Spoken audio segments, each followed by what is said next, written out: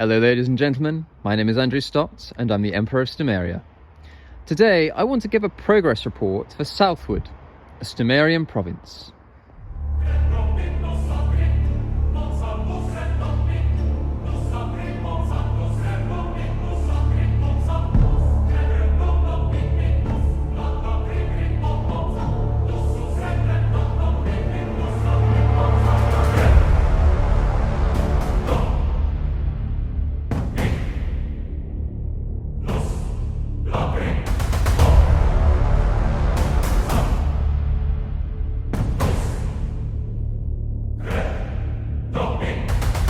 This is how nations are built and empires are forged.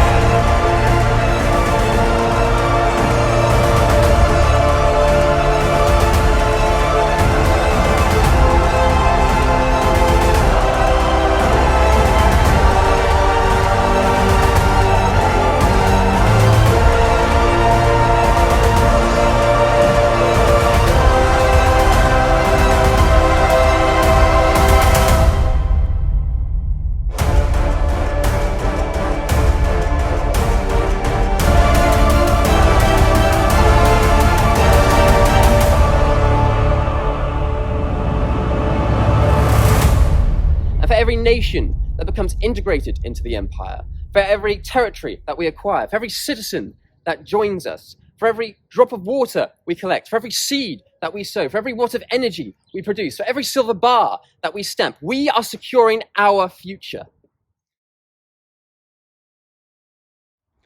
So at Southwood, winter is truly upon us, in the sense that it is extremely cold, the leaves are falling, or fall in I should say, there's still a few more hanging up there.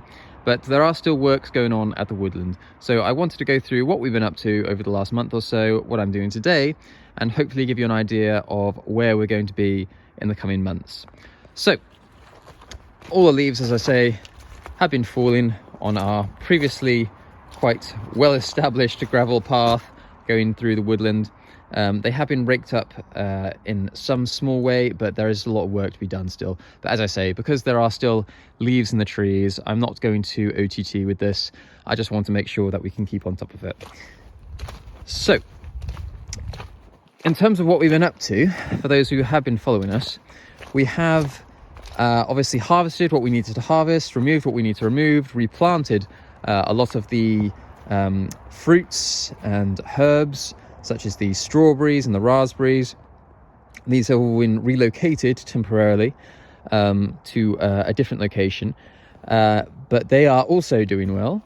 However, all of these beds are now full of rhubarb, Victoria rhubarb, and that is where we're going to be going with this. I have made a video on this before, and a lot of our followers will already be familiar with this anyway, but for those who are not familiar with it, these beds are being utilised for rhubarb, and we've chosen rhubarb because it is a perennial vegetable and it is extremely hardy. It doesn't require a lot of attention, it doesn't require a lot of time or maintenance. They are relatively deer and rabbit resistant. They're not completely immune to being eaten, but they are something that deer and rabbit do not prefer to eat. So from that perspective, it's quite a good plant to have here, because obviously I am not local to this area, in the sense that I have to drive a little over an hour to get here.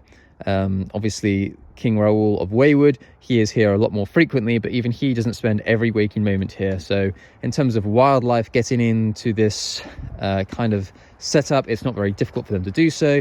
Obviously the fencing around does deter them to some degree or another, but it's not designed to keep everything out. It's just designed to act as a border, if you like. Now, the other reason that we're going with rhubarb is because we can do a lot with it, in the sense that you can, make gins or pies or crumbles, but also you can turn them into jams. And this is something that we would like to explore more going forward, because making jams and other preserves, this is something that we're going to focus on in a more major way going forward, as it is going to be more beneficial for us. It means we don't have to move the produce quickly. It can take several weeks or several months to move everything from our own perspective, because our own markets are quite small. So that's going to be the best way forward for us. And leading on from that, we have established somewhere for the berries. So all of these in here are raspberries. Now, we are also, I think, planning to introduce strawberries at the back there, but this is very much a Waywoodian enterprise. I said to King Raoul, if you would like to set up this new cage, this new area for the berries, the reason being that we have obviously have strawberries and raspberries here before. The reason that they've been removed is because even though they thrived here, they did extraordinarily well, it was just a case of they were being eaten before we could harvest them, because we weren't around frequently enough to actually pick them when they were ripened. But hopefully, now that they'll be in a cage, we'll be able to plant a lot more of them, and they will be protected from squirrels, from birds and things like that, or at least more so than they would have otherwise been. So we're hoping to do something with that. Now, if you can see here, a lot of the work has already been done. It's still ongoing, and I'm going to get back to it shortly. But a lot of the leaves that have fallen, I have been gradually piling up and transporting over here. Because one of the benefits of obviously being in the woodland is that we do get a lot of leaves falling onto the ground, and I'm hoping to turn this all into a compost at some point. Now, this is obviously going to be a work in progress. It's not something that's going to happen instantaneously, but I am just gathering everything up, because as far as I'm concerned, this is all resources that we can utilize. It may seem small, it may seem very minute in the grand scheme of things, and it is, but it is all part of the process of providing for ourselves. For every wheelbarrow of compost, of soil that I can produce organically, then that is another wheelbarrow of soil that I don't need to import from a garden center or something to that effect. I don't need to buy it. I can just create it here.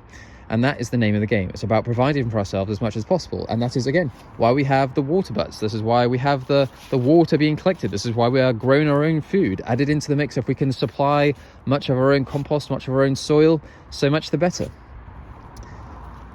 And leading on from that, over here, obviously there are blackberries, which are still growing even at this time of year. And they are gradually creeping over the top here. There's going to be a lot of berries here. The chickens have obviously gone. This is where the chickens were, and that's what this cage was for. But obviously we're now using it for berries. The chickens have been rehomed, relocated. There are still ducks just in the bottom pen there, but aside from that, the livestock has been downsized quite considerably. Again, there's little water towers there, so that's fine. We're all gathering up water. We're drowning it at the moment.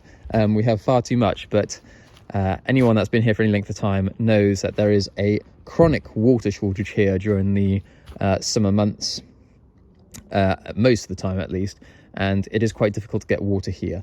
So gathering up as much water as we can now is going to be quite beneficial in the new year.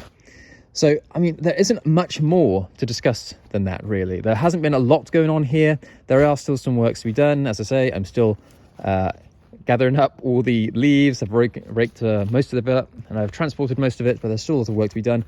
All of this needs to be burnt. We are still tidying things up a bit. Around the back there, that's all going to come down at some point and be replaced with new fencing. Likewise, the little play area over here, I think is going to get decommissioned very shortly, because I think the children are just getting a bit too big for it, and it's falling apart a little bit. It's becoming a little bit unsafe. So we're very conscious of that and just want to make it, safer for the children, but also it is area that we can utilize ourselves. So that's something that we're looking into doing. But beyond that, as I say, there is not a huge amount going on here, because it is obviously winter and there's only so much we can do. I am trying to keep myself busy and trying to prepare the woodland for the new year, where we will hopefully be hosting some more events. We'll be getting some more activities planned. But aside from the establishment of some more beds, the planting of some rhubarb, the establishment of a new berry cage, gathering up leaves for the compost, there's not a huge amount much more to report than that. So with all that in mind, I think I'll leave it there. Now, if you wanted to show your support for Stomaria, then please feel free to give this video a like, subscribe to our YouTube channel, and we'll catch you in the next one.